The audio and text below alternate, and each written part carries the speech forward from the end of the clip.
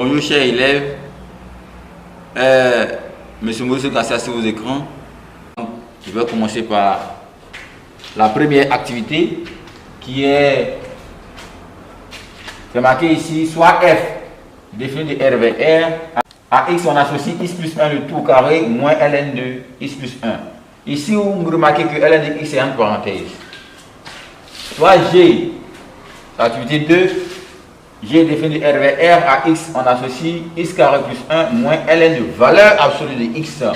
Et pour terminer l'activité 3, soit h défini de R vers R, à x on associe s pour de x moins 3 sur s pour de x moins 1. Ok, donc nous revenons directement à l'activité numéro 1. On va déterminer l'ensemble des définitions. Ici on a une fonction polynôme retranchée d'une fonction logarithme. Attention, l'ensemble des définitions d'une fonction polynôme c'est grand R. Donc pour cela, on va ignorer l'ensemble des définitions d'une fonction polynôme. On va aller directement trouver l'ensemble des définitions d'une fonction logarithme. Ok, si on va travailler. Donc, DDF égale x appartenant à R tel que tout ce qui est devant ln doit être strictement supérieur à 0. Parce que c'est la condition. La condition dit quoi? Ln d'un carré. Ln d'un carré n'existe si et seulement si le carré n'est supérieur à 0. Ça veut dire quoi? Pour que la fonction puisse exister, il faudrait que le carré soit supérieur à 0. Donc c'est ce que j'ai posé ici. Alors donc je vais résoudre une équation. J'aurai quoi? X est supérieur à moins 1. X est supérieur à moins 1 veut dire x est plus grand que moins 1. Ça veut dire quoi? X appartient à l'intervalle moins 1, qui est la plus petite valeur, jusqu'à plus l'infini. Mais attention, moins 1 même n'est pas dedans. Donc l'intervalle sera quoi? Ouvert. Donc on aura quoi? DDF égale à moins 1 plus l'infini. Si on a fini avec l'activité 1, on passe directement à l'activité 2.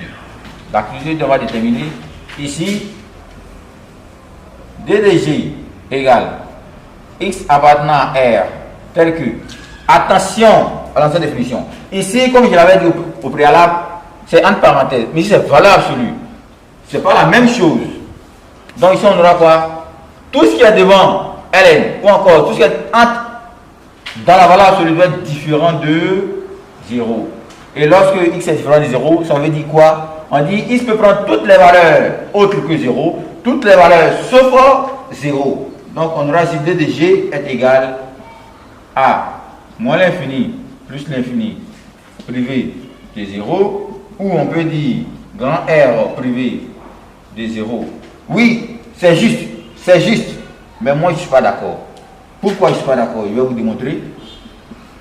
Moins l'infini 0, union 0, plus l'infini. C'est ce que je veux. Pourquoi je veux ça? Parce qu'il est mieux d'écrire l'ensemble des définitions sous forme de réunion d'intervalle. Parce que ici, si vous posez la question, nous avons combien de limites à calculer, vous allez me dire qu'on a peut-être 2 limites à calculer, ou encore on a peut-être 3 limites à calculer, ou encore on a peut-être une limite à calculer. Alors que dans les normes, nous avons 4 limites à calculer, qui sont limite en moins l'infini, limite en 0 à gauche, limite en 0 à droite et limite en plus l'infini. Ok, merci beaucoup. On va passer à l'activité 3 pour terminer. Ici, v de h égale x appartenant à R tel que, c'est une fonction exponentielle. Mais attention, il y a une fonction rationnelle. On est d'accord? Donc, dans la fonction rationnelle, on dit on pose toujours tout ce qui est au dénominateur doit être supérieur à, tout ce qui est au dénominateur doit être différent de 0.